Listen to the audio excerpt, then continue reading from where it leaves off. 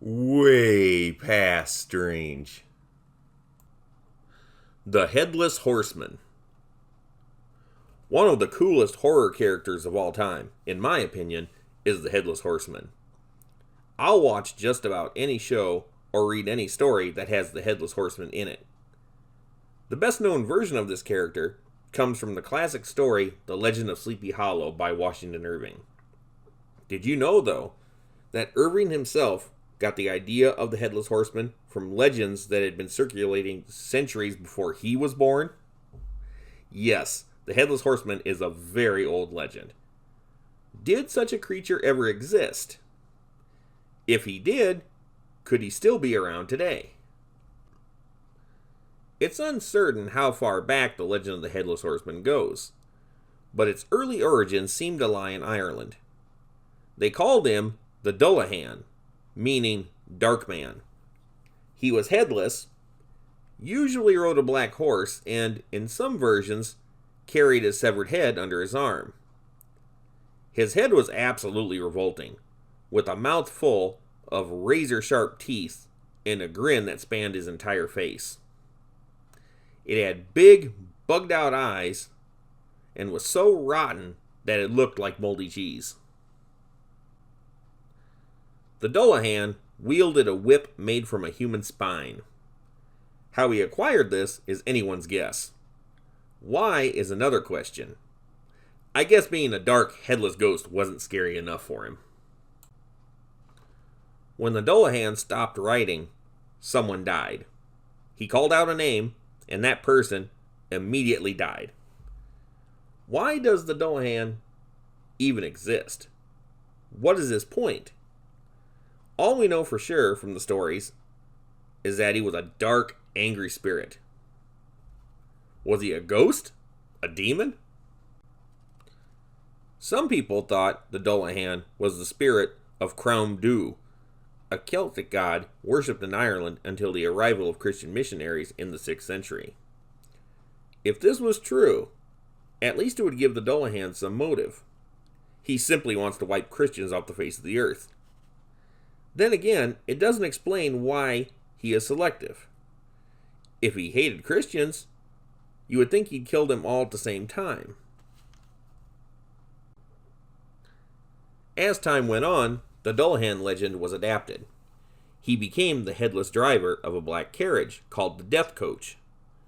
The Dullahan did have a known weakness, however. He could be frightened away by wearing a gold object or putting one in his path. This all sounds pretty crazy, but it does raise an interesting question. Why has this story persisted through countless generations, and how did it become so widespread throughout so much of Europe? There wasn't any internet back then. Heck, there was barely a way to get a letter from one country to another.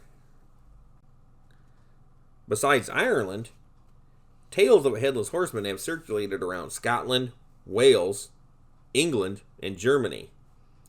In much more recent times, legends of a Headless Horseman have popped up in America, particularly in South Texas.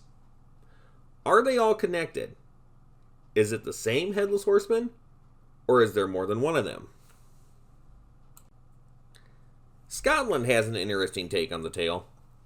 According to their story, a man in ancient times named Ewan was decapitated in a clan battle. Both he and his horse are headless, and he specifically haunts the Isle of Mull. Ewan is angry that his early death robbed him of the chance of ever being a chieftain. Whatever the case, seeing him is once again the sign of immediate death of a family member. Strange enough, this legend isn't totally unbelieved today. Scottish people who emigrated to Cape Breton in Nova Scotia, Canada, regard the sound or sighting of a Headless Horseman as a dark omen of death, even centuries after the story started. Wales had Headless Horsemen and horse women. Sometimes their horses were without heads too. In Wales, not all of their Headless Horseman stories have bad endings. In one allegedly true story, a servant at Bryn Hall figured out that the Headless Horseman was trying to tell him something. This spirit, whatever he was, gave the location of a buried body. When the body was dug up, it turned out to be the illegitimate child fathered by the Lord of Bryn Hall. After this, the Headless Horseman stopped haunting the area. This puts a whole new light on the legend. Could the Headless Horseman have honorable intentions? Germany's tales of Headless Horsemen could explain the Bryn Hall incident in Wales. In Germany, it was believed that the Headless Horsemen were revenants. A revenant is a spirit revived from the dead to haunt the living. Sometimes the spirit is within an animated corpse. They were forced to wander the earth until they accomplished some deed that would atone for their sins. A Headless Horseman's very touch was death. They didn't have to decapitate their victims like you hear about in some stories. These Headless Horsemen would warn the living of impending danger while chasing down and punishing the wicked.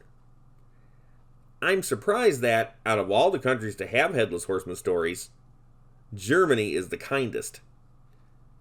Their Headless Horsemen are more like dark anti-heroes, like Ghost Rider. England has a really wild take on the Headless Horseman, which dates back to King Arthur's time. The area of Dartmoor has long been a spooky place. Lots of paranormal things have happened there over the centuries. I did a video about the Hellhounds of Dartmoor that's worth checking out. To this day, it's still believed that a Headless Horseman prowls Dartmoor. In Arthurian legend, a man known as the Green Knight appeared before Arthur's court and issued a challenge. He had green armor and green skin. It's been valued that he was some sort of plant man created by the evil witch Morgan Le Fay. He dared one man to come forward and strike him with an axe, warning that he would strike them the same blow in a year. Gawain, who was King Arthur's nephew, accepted the challenge and beheaded the Green Knight. The Green Knight picked up his head and told Gawain to meet him at the Green Chapel in 1 year to fulfill his half of the challenge. Just about everything with Arthurian legend is convoluted. It still hasn't been decided if King Arthur ever existed. There are so many variations of who did what that it's impossible to piece together. Did Gawain ever meet the Headless Green Knight again? In some versions of his saga, Gawain becomes evil and he is killed by Sir Lancelot, meaning that he never met up with the Green Knight to finish his business. If Gawain chickened out on his promise to the Green Knight, it could mean that the Headless Horseman is still hanging around looking for him. But if any of the Green Knight story is true, then what was he to begin with? You have to admit, that was a straight up weird thing for anyone to do. Why would anyone ask for death or dismemberment? Washington Irving published his famous story, The Legend of Sleepy Hollow, in 1820. Although his story was a total work of fiction, the idea of the Headless Horseman had centuries of inspiration behind it. The story skyrocketed to popularity rather quickly and became a celebrated classic. There have been many film, TV, and literary adaptations of this story, even cartoons. So by the time El Muerto started appearing in South Texas, the Headless Horseman was already known to the world stage. El Muerto started appearing in the middle 1800s. He dangles his own head from his saddle. Sometimes his horse produces lightning from its hooves when they strike the ground. It's believed that El Muerto is a vengeful spirit who was captured and beheaded for stealing horses.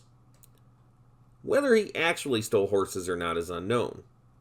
The man, a bandit named Vidal, was made an example of. His head was tied to the saddle of a wild horse. His headless body was tied to this wild horse, and both were sent on their way. Could El Muerto be looking for his murderers all these years later? The interesting thing about El Muerto is that there are facts behind it. The way this man died is true. We know the names of the men who did it, who publicly admitted to doing it. It's been said that the horse and the man's body were later retrieved. Is it possible that Vidal, now El Muerto, is an angry spirit out for revenge?